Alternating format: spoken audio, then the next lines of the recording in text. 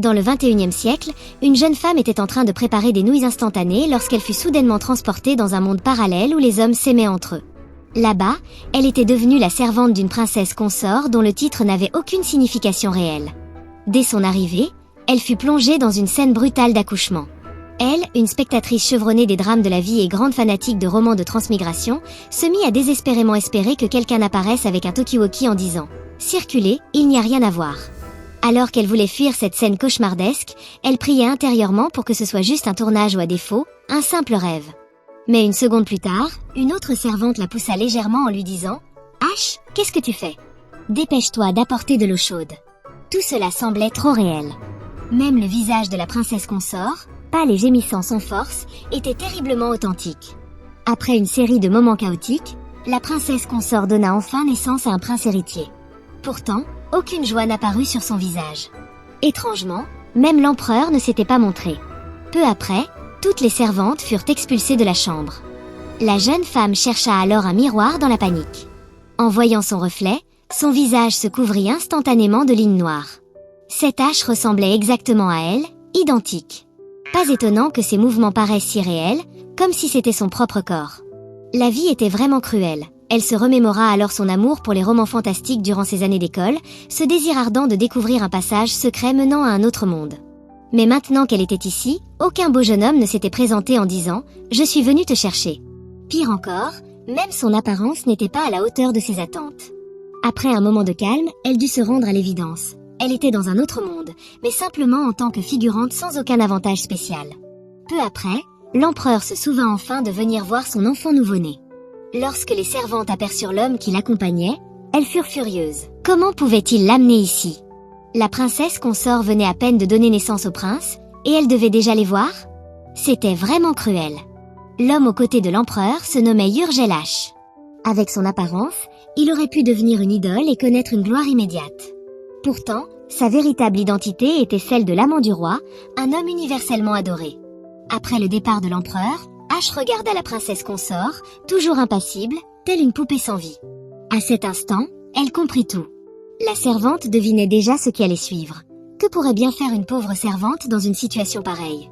La tragédie de la princesse consort était claire. Le jeune et puissant roi était tombé amoureux d'un homme d'une beauté éclatante. Pour eux, aucun trésor au monde ne pouvait surpasser le fait d'avoir l'un et l'autre. Beaucoup étaient émus par l'amour absolu qui unissait le roi et cet homme. Le roi voulait tout offrir à son amant, sauf le titre de reine, qu'il ne pouvait lui donner. Leur amour faisait face à d'énormes obstacles. La princesse consort était la fiancée promise au roi depuis leur enfance, et son enfant était destiné à devenir l'héritier du trône. Mais, en tant qu'héroïne de cette histoire, elle ne pouvait qu'avancer selon les événements prédéterminés. Pauvre princesse consort. Non seulement elle avait été introduite au palais sans cérémonie officielle, mais elle avait aussi perdu le palais symbolisant son rang à cause d'une simple remarque de l'amant du roi. Le palais de la princesse consort est vraiment magnifique. Une autre phrase, exprimant son envie de voir la princesse consort assister aux événements avec le roi, avait suffi pour qu'elle soit bannie de toute apparition publique. Elle espérait qu'en déménageant dans une résidence secondaire, elle pourrait enfin mener une vie paisible. Mais par malchance, elle croisa le roi et son amant en promenade. Cela lui valut un assignement à résidence, et même l'enfant qu'elle avait mis tant de peine à mettre au monde lui fut arraché par l'amant du roi. Dans une telle situation, n'importe qui aurait sombré dans les ténèbres. Mais, malheureusement ou heureusement, la princesse consort, jusqu'à sa mort, resta d'une bonté et d'une sagesse exemplaires. Ash de son côté, avait la tête qui bourdonnait, elle venait de réaliser qu'elle avait été transportée dans cette histoire. D'après la logique habituelle, si elle était la protagoniste, il lui suffirait de suivre fidèlement la trame de l'histoire originale pour accomplir sa mission et rentrer chez elle. Mais elle n'était qu'un personnage totalement insignifiant. Elle était désespérée. Devrait-elle attendre que la princesse consort meure pour pouvoir rentrer ? À ce moment-là, sa colocataire, Mina, lui demanda avec inquiétude ce qui n'allait pas. Ash, bien qu'elle ait envie de crier, préféra jouer la prudence et expliqua qu'elle avait été un peu effrayée par l'accouchement. Mina, dans un geste réconfortant, lui serra la main en disant « Ne t'inquiète pas, tout le monde vient au monde comme ça ». Ash réalisa alors que Mina était son seul « bœuf » dans cette vie, et elle décida d'adopter le comportement du personnage d'origine pour en tirer des informations. Après le départ de Mina, elle fouilla les affaires de la propriétaire originale de ce corps. Elle ne trouva que 2 boîtes à musique, un stylo plume et quelques bijoux et produits de maquillage. Malheureusement, aucun indice utile. Les jours passèrent. Depuis la naissance du prince, le roi n'était jamais revenu voir la princesse consort. Mais son amant, Yurgel, traînait souvent autour des portes du palais. On disait qu'il y était entré brièvement la veille avant de repartir aussitôt. Tout le monde trouvait cela étrange, mais personne ne s'attendait à ce que la situation prenne une tournure aussi grave. De bon matin, l'empereur arriva en personne au palais de la princesse consort, accompagné d'un grand nombre de soldats. Il expulsa toutes les servantes loyales à la princesse consort simplement parce qu'elle n'avait pas montré assez de respect envers Urgel, son amant. Le roi ne tolérait aucune menace potentielle contre Urgel. Il s'introduisait souvent sans raison dans le palais de la princesse consort pour y semer le chaos. Après son départ, les servantes murmuraient avec indignation. Est-ce qu'il veut vraiment qu'on accueille ce renard avec un bienvenu? Pour H qui venait tout juste de débarquer dans ce monde, il était évident que le roi voulait précisément cela. Même si cela était injuste envers la princesse consort, elle se dit qu'obéir pour survivre valait mieux. Avec un sourire éclatant, H s'adressa à Urgel. « Avez-vous besoin d'aide pour quoi que ce soit ?» Les quelques mois passés à travailler comme téléopérateur allaient enfin la servir. Même sans voir son visage, elle maintenait un sourire poli et un ton respectueux et patient. Mais les regards des autres servantes dans son dos, pleins de mépris, la piquaient profondément. Urgel semblait très satisfait de l'attitude d'H. Après lui avoir demandé son nom, il déclara calmement « Je veux voir l'enfant ». H, élevant la voix, transmit immédiatement le message à la gouvernante des servantes avant d'obtenir l'autorisation de la princesse consort. Ensuite, ils se dirigèrent vers la chambre du prince. Urgel prit délicatement le bébé dans ses bras, le salua doucement et caressa son visage. À cet instant, le petit prince tendit sa petite main et agrippa le doigt de Urgel. S'il existait une statue de la Vierge Marie en mouvement, elle aurait certainement cette apparence. Il semblait évident que même les enfants ne résistaient pas à la beauté. Cependant, la gouvernante des servantes fixait H d'un regard glacial, comme si elle disait « Comment oses-tu te courber devant Urgel dans le palais de la princesse consort ? Avoue vite ton crime !» Mais H, étant un personnage insignifiant sans la moindre ambition de vengeance, ne pensait qu'à survivre en attendant de retourner dans son monde. Quelques jours plus tard, le roi envoya un chevalier, Mio, pour protéger le petit prince. Mais il était évident que cette protection n'était qu'un prétexte. Dans le roman, Mio en tant que chevalier du prince, était si dévoué à Urgel qu'il avait inculqué au prince dès son jeune âge une haine profonde pour la princesse consort. Mio s'agenouilla et prêta serment, promettant de protéger le prince au péril de sa vie. La princesse consort ordonna que Mio soit logé dans la chambre en face de celle du prince et lui demanda de transmettre ses remerciements au roi. Remercier sa majesté. L'enfant n'a même pas encore de nom, mais il a déjà un chevalier pour le protéger. H ne put s'empêcher de penser que la princesse consort avait vraiment du caractère. Le soir, Ellie et H reçurent l'ordre de transmettre un message à la gouvernante des servantes pour qu'elle aide la nourrice dès le lendemain. Cette décision fit d'H un personnage incontournable. La jeune femme fut ainsi envoyée pour remplacer une servante blessée et aider la nourrice à s'occuper du prince. Cependant, elle n'aurait jamais imaginé assister à une scène aussi choquante. Le roi, le visage sombre, interrogea la nourrice. « Si je me souviens bien, tu viens de la maison de la princesse consort, n'est-ce pas ?» La nourrice répondit respectueusement « Oui, votre majesté, je sers la princesse consort depuis son enfance. » À l'instant suivant, le roi dégaina son épée et sans hésiter, transperça la nourrice. Il déclara froidement qu'elle était accusée de collusion avec des mages noirs. Son corps fut immédiatement emporté, laissant Vache couverte de sang. L'odeur métallique était si forte qu'elle sentit qu'elle allait s'évanouir. La peur paralysait son esprit. Le roi, jetant son épée ensanglantée à terre, s'approcha de Urgel avec une douceur effrayante. Il essuya délicatement le sang éclaboussé sur son visage et murmura « Du sang a éclaboussé ton visage. Désolé. » Urgel, tenant le prince dans ses bras, affichait un sourire chaleureux. Il ressemblait à une famille heureuse dans un décor sanglant, une vision profondément troublante. H, impuissante, ne pouvait que maudire ces deux fous dans son esprit. Soudain, Urgel, toujours souriant, salua H et lui tendit la main pour l'aider à se relever. « Je pensais que tu étais une servante d'accueil. Tu as dû être effrayé. » H, tremblant de tout son corps, hocha faiblement la tête. Urgel, avec un sourire éclatant, ajouta « Tu as eu peur, n'est-ce pas? Mais ne t'inquiète pas, nous avons dû utiliser des moyens un peu radicaux pour éviter qu'elle ne s'échappe. » Le roi s'approcha alors, jetant un coup d'œil à H avant de demander à Urgel « C'est elle, la servante dont tu parlais ?» Il leva la main et releva le menton d'H, déclarant d'un ton neutre « Justement, la nourrice de mon fils n'est plus là, tu la remplaceras. » Les deux hommes lui remirent l'enfant avant de quitter la pièce. À ce moment, la princesse consort entra, regarda H et remarqua la mare de sang sur le sol. Elle comprit tout immédiatement. Son visage impassible ne trahissait aucune émotion tandis qu'elle quittait la pièce sans dire un mot. C'est ainsi qu'H devint la nourrice et la gouvernante du petit prince. Après un mois passé dans ce monde, elle apprit enfin son nom complet. H. Token. Pas étonnant que dans les descriptions du prince, on mentionna toujours un chevalier au regard perçant, Sœur Mio et une jeune nourrice. La jeune nourrice, C'était Ashtoken. Elle restait, semble-t-il, un personnage insignifiant. Comment survivre dans une telle position? Devrait-elle rester fidèle à l'histoire originale et se rapprocher du protagoniste principal, ou bien briser le scénario prévu? Ash, une servante ayant accidentellement traversé le temps et devenue nourrice du petit prince, se disait qu'elle pourrait peut-être imiter le chevalier Mio en manipulant l'esprit du prince. Elle pourrait lui répéter à l'oreille que son père est un parfait con.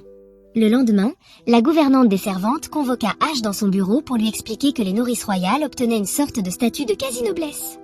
Ash connaissait bien la logique de l'histoire originale. Ce privilège équivalait à une augmentation de son rang sur le marché matrimonial. Les quasi-nobles ne pouvaient pas hériter de titres de noblesse, mais si leurs conjoints avaient le même statut, leurs enfants pourraient en hériter. Ainsi, une jeune quasi-noble célibataire comme Ash deviendrait particulièrement convoitée. Ash, se perdant dans ses pensées, s'imaginait déjà entouré de jeunes chevaliers séduisants qui se disputeraient son attention. Ce doux rêve fut brusquement interrompu par la voix forte de la gouvernante. À partir du moment où tu signes ce contrat, tu seras responsable de l'éducation du prince. Réfléchis bien avant de t'engager. Ash sentit une pointe d'amertume. Après tout, il s'agissait d'un ordre du roi, et ce n'était pas quelque chose qu'elle pouvait refuser. Avec un soupir, elle saisit le contrat, mais elle se pétrifia en découvrant un détail crucial. Elle était illettrée. Elle qui avait obtenu d'excellentes notes en littérature à l'équivalent de son bac, se retrouvait incapable de lire un contrat. Une honte absolue. Mais ce qui était encore plus étrange, c'était la présence d'un stylo-plume parmi ses affaires personnelles. Elle finit par admettre timidement à la gouvernante qu'elle ne savait pas lire. Pour une roturière, cette lacune était plutôt commune. Cependant, en tant que nourrice royale, une telle faiblesse était impensable. La gouvernante annonça qu'un professeur serait désigné pour lui enseigner. Dès son premier jour en tant que nourrice, Ash fut installée dans une chambre à côté de celle du prince. Les moments où la princesse consort allaitait son enfant étaient strictement limités à 3 fois par jour, matin, midi et soir. En dehors de ces créneaux, elle ne souhaitait pas voir le prince. Elle disait détester l'odeur des enfants dans ses appartements. L'attitude de la princesse consort envers le prince était même moins bienveillante que celle qu'elle réservait aux servantes. Ash comprenait cette froideur. Elle prit l'enfant dans ses bras et le réconfortait doucement. « Peu importe que ta mère ne t'aime pas, murmurait-elle, c'est seulement parce que tu n'es pas né de l'amour. Mais sache que tous les enfants ne sont pas des fruits de l'amour. Tu n'es pas si malheureux que ça. » Peu de temps après, un nouveau personnage fit son apparition. Sir Seiya Ryomin, c'était le professeur choisi par la gouvernante pour Ash. Avec son élégance naturelle et son allure irrésistible, il suscita immédiatement l'admiration d'Ash, qui pensa « Enfin une bonne nouvelle. Apprendre avec lui, c'est déjà une motivation. » Mais entre s'occuper du prince et étudier, Ash découvrit une nouvelle forme d'épuisement. Dès l'aube, alors que les servantes dormaient encore, elle devait se lever pour prendre soin de l'enfant tout en suivant les leçons de Sir Seiya, dont les créneaux disponibles étaient très matinaux. Même Mio dut s'adapter à ce rythme. Ash nourrissait le prince tout en écoutant les explications de son professeur. Cette double tâche était éprouvante. Mais heureusement, les lettres de l'alphabet française, qui ressemblaient un peu à des moustiques, rendaient l'apprentissage moins difficile qu'elle ne le craignait. Comme Ash devait enseigner des bases éducatives au prince lorsqu'il grandirait, son apprentissage se concentra sur un objectif clair, savoir lire des contes pour enfants. Sérieuse et appliquée, elle se consacra pleinement à cette tâche. Ash acquiesça cet objectif, et soudain, Sir Seiya s'approcha en souriant et lui dit doucement « Maintenant, appelez-moi professeur ». En le voyant d'aussi près, Ash sentit son visage devenir tout rouge, trahissant sa gêne. Il semblait qu'elle avait perdu l'habitude de ressentir des émotions amoureuses, incapable de résister au charme des hommes séduisants. Pendant cette période, Yurgel passait fréquemment dans la chambre du petit prince. Ash, amusé, ne pouvait s'empêcher de penser que si le prince avait mesuré le temps, il se souviendrait sûrement de ces moments où Yurgel venait lui chanter des ballades. Comparé à la reine qui se limitait strictement à ses 3 séances d'allaitement par jour, Yurgel paraissait bien plus impliquée. Un jour, alors qu'Ash observait Yurgel chanter, elle s'exclama spontanément « On dirait que tu aimes beaucoup le petit prince ». Yurgel répondit en souriant, l'enfant dans les bras « Heureusement que c'est toi qui es sa nourrice ». Ash partageait ce sentiment. Elle se considérait chanceuse d'avoir obtenu ce poste. Dans les romans qu'elle connaissait, beaucoup de personnages subissaient des destins tragiques, mais elle n'avait jamais vu de nourrice être exécutée. Peut-être pouvait-elle espérer vivre jusqu'à la fin de l'histoire. Yurgel ajouta qu'Ash pouvait lui demander quoi que ce soit pour s'occuper du prince. Se rappelant les propos de la reine à propos de l'absence de nom officiel pour l'enfant, Ash suggéra qu'il avait besoin d'un nom et d'un médecin. Yurgel parut surpris. Il ne s'attendait pas à ce qu'Ash formule une demande aussi directe, et cette audace le fit la voir sous un jour nouveau. Il répondit que le choix du nom revenait au roi et à la reine. Cette réponse empreinte de modestie et de courtoisie déconcerta Ash qui trouvait l'attitude de Yurgel étonnamment respectueuse. Puis il poursuivit, « Pour le médecin, je vais en parler à Sa Majesté. L'enfant est fragile, cela ne peut attendre. » Il se pencha alors légèrement vers Ash et murmura un secret à son oreille. Le roi Evans aimait beaucoup son fils. Cette révélation stupéfia Ash. Mais avant qu'elle ne puisse analyser pleinement cette information, une nouvelle épreuve débuta. La protagoniste découvrit qu'être mère sans douleur était une illusion. Élever un enfant était déjà un calvaire, mais s'occuper de celui des autres relevait de la torture. Heureusement, pendant la journée, elle pouvait compter sur l'aide d'Ellie, experte dans le soin des enfants. Cependant, les nuits étaient un véritable enfer. Après plusieurs jours sans interruption, Ash épuisé, s'endormit en plein milieu d'une dictée. Quand Seiya la réveilla, il s'interrogea à voix haute, « Ash, as-tu déjà été scolarisée ?» Ash, bien que vexée intérieurement, après tout, elle était une excellente élève dans son ancienne vie, nia simplement. Seiya la scruta, semblant conclure qu'elle avait peut-être acquis quelques notions de base avec un amateur, car elle semblait connaître l'écriture et la prononciation de certains mots. Ash, en entendant cela, se demanda si elle n'était pas un génie, mais son enthousiasme s'évanouit lorsqu'elle récupéra sa copie corrigée. Le nombre de réponses fausses tombait comme une pluie battante. Elle se consola en se disant qu'avec si peu de temps pour étudier, le score obtenu était déjà acceptable. Mais à peine avait-elle pensé cela qu'elle sombra à nouveau dans un état d'épuisement et fut réveillée par Ellie. Elle se souvenait avoir lu que de nombreuses mères souffraient de dépression postnatale et pleuraient souvent. Elle-même n'était pas une mère biologique. Alors pourquoi ressentait-elle l'envie de pleurer? Ellie, inquiète, lui suggéra de se reposer contre un mur. En un regard, elle remarqua aussi que Sœur Mio semblait également exténuée par le manque de sommeil. Désormais, ils passaient 24 heures sur 24 à veiller sur le prince, et cela les éreintait complètement. Ash s'approcha du mur, s'assit lourdement et lança à Mio, d'une voix lasse, « Tu es toujours en vie, hein ?» Puis, en soupirant, elle ajouta, « Si j'avais un oreiller et une couverture, je dormirais comme un bébé. » Mio répondit qu'il tenait bon, expliquant que les chevaliers savaient généralement ajuster leur rythme de sommeil. Cependant, depuis quelques nuits, dès que le petit prince se mettait à pleurer, lui et Ash se réveillaient en sursaut pour accourir dans sa chambre. Si cela continuait ainsi, ils allaient finir par s'effondrer d'épuisement. Ash, perdu dans ses pensées, proposa. Le soir, je pourrais installer le petit prince dans ma chambre. De cette façon, dès qu'il se réveille, je peux le nourrir immédiatement. Si tu n'es pas trop sensible au bruit quand tu dors, tu pourrais aussi venir dormir dans ma chambre? Puis, après un instant de réflexion, Mio réalisa que partager une chambre avec une femme n'était peut-être pas très approprié. Mais Ash, en tant que femme du 21e siècle, n'y voyait aucun mal. Elle se dit que cela pourrait rester leur petit secret, et ainsi ils pourraient tous les deux profiter de quelques heures de sommeil supplémentaires.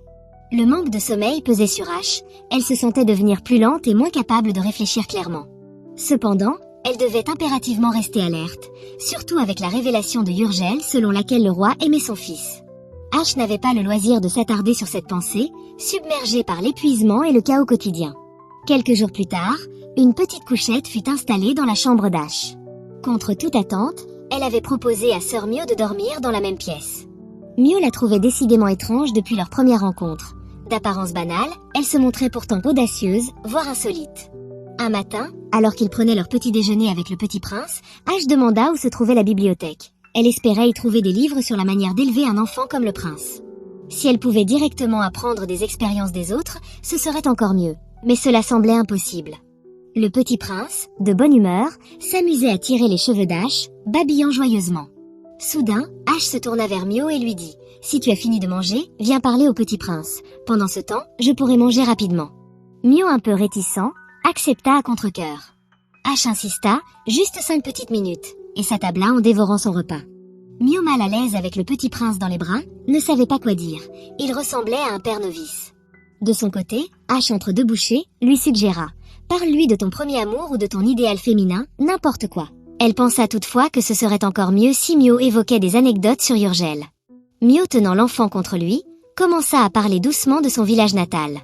ASH, tout en mangeant, lui rappela d'une voix forte « Mets le petit prince près de ton cœur, qu'il puisse entendre tes battements, ça le calmera. » Mio fronça légèrement les sourcils, visiblement agacé. La nuit tombée, Ash demanda à Mio pourquoi les autres chevaliers avaient des tours de garde, alors que lui semblait être constamment de service. Mio expliqua que c'était une décision de l'empereur. Cette réponse choqua Ash. Si le roi aimait son fils, pourquoi ne lui donnait-il pas de nom? Pourquoi ne venait-il jamais le voir, se contentant d'envoyer des gens pour s'en occuper? Cette contradiction la rendait furieuse. Ash avait besoin de temps pour elle-même, mais il lui fallait aussi jongler entre l'étude de manuels d'éducation et la collecte d'informations. Elle passa plusieurs nuits à lire à la lumière d'une bougie et décida d'apprendre auprès de Sœur Seiya comment rédiger une suggestion digne de ce nom. Un jour, alors qu'elle accompagnait la reine dans la chambre du petit prince, Ash lui demanda quel nom elle souhaitait donner à son fils. La reine répondit d'un ton indifférent que puisqu'il était l'héritier légitime du trône, cela n'avait pas d'importance pour elle. La reine expliqua à Ash que seule Sa Majesté pouvait choisir un nom, ce qui rendait ses propres idées inutiles. Après une pause, elle ajouta qu'elle avait autrefois envisagé, si c'était un garçon, de l'appeler Eugène.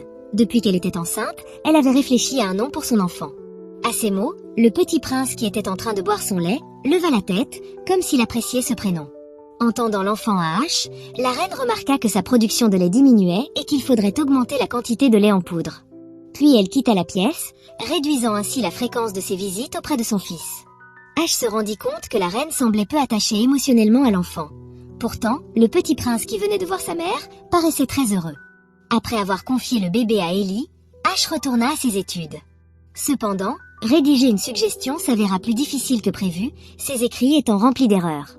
Désespérée, elle se plaignit intérieurement d'avoir encore des devoirs à son âge. Le lendemain, Urgel vint rendre visite au petit prince. En se levant pour l'accueillir, Ash ne put s'empêcher de faire un commentaire sarcastique sur le vert de son uniforme, affirmant que cette couleur était difficile à porter. Urgel, ne percevant pas l'ironie, sembla ravi. Tout en caressant doucement le berceau, il s'exclama que le petit grandissait vite et qu'il ne pourrait bientôt plus venir le voir. « Si jamais il m'oublie, qu'est-ce que ça va me faire mal au cœur » ajouta-t-il. Ash, feignant la sollicitude, lui demanda pourquoi il ne pourrait plus venir. Mais en elle-même, elle jubilait à l'idée qu'il ne reviendrait pas. Urgel, souriant, répondit que la guerre était terminée. Ash comprit alors que le roman avait enfin dépassé le chapitre « La fuite tumultueuse ». Après la fin de la guerre, le nom du petit prince serait enfin annoncé. Fatigué par le manque de sommeil, Ash somnola en cours et apprit accidentellement de son professeur que lui et la gouvernante en chef étaient cousins. La nouvelle la stupéfia. L'un était doux et attentionné, tandis que l'autre était froid comme la glace. Cela devait être une anomalie génétique, pensa-t-elle. Quand Seiya lui signala les erreurs qu'elle faisait souvent, Ash réagit avec indifférence, arborant une expression de résignation. « Tout le monde fait des erreurs », se disait-elle. « Vivre sérieusement est déjà assez difficile comme ça. » Seiya posa doucement une main sur la tête d'Ash, lui disant que c'était déjà un bel effort d'avoir pu rédiger une telle composition. « Bon travail », ajouta-t-il.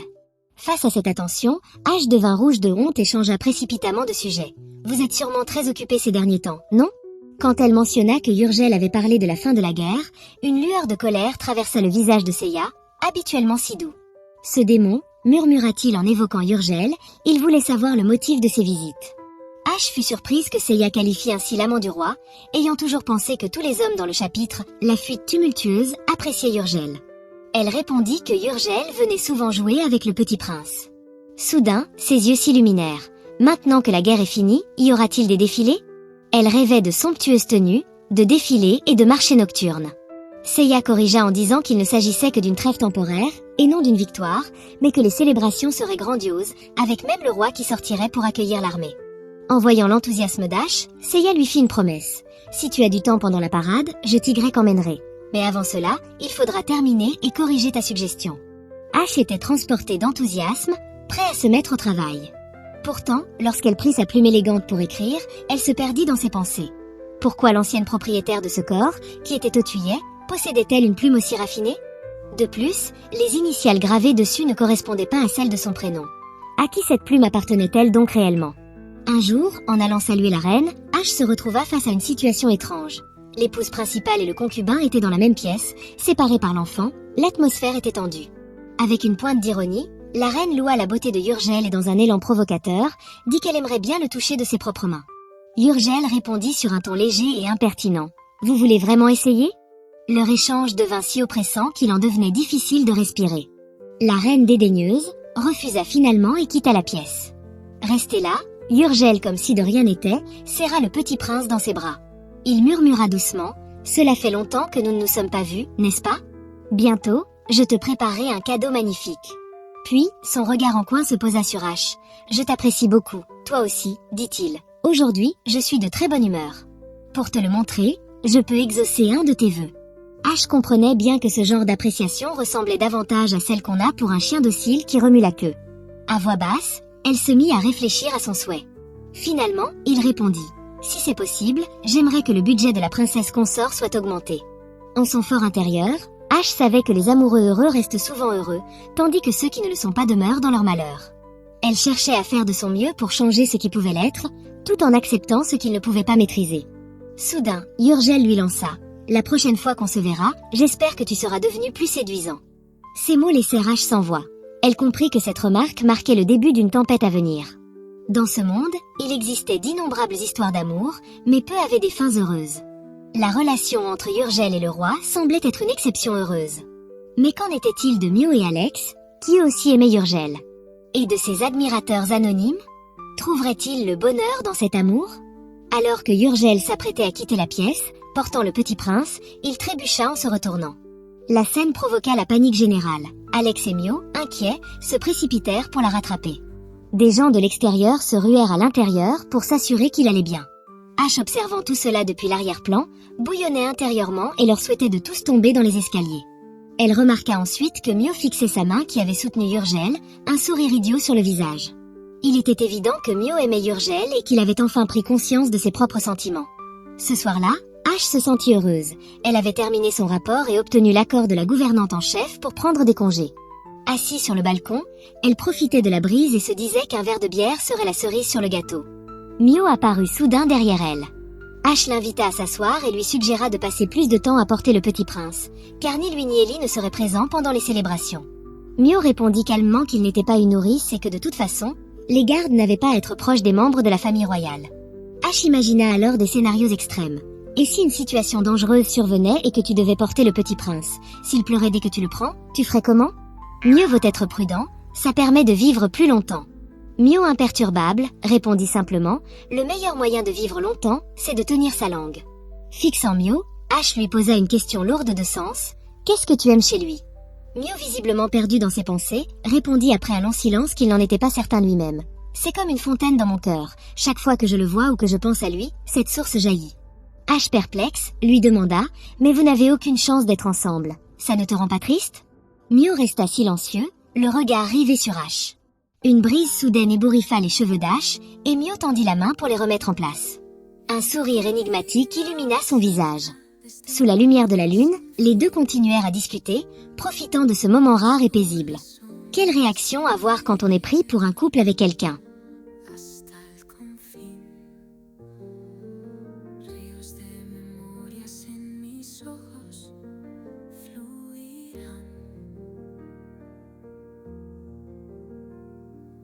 Caminos oscuros que nunca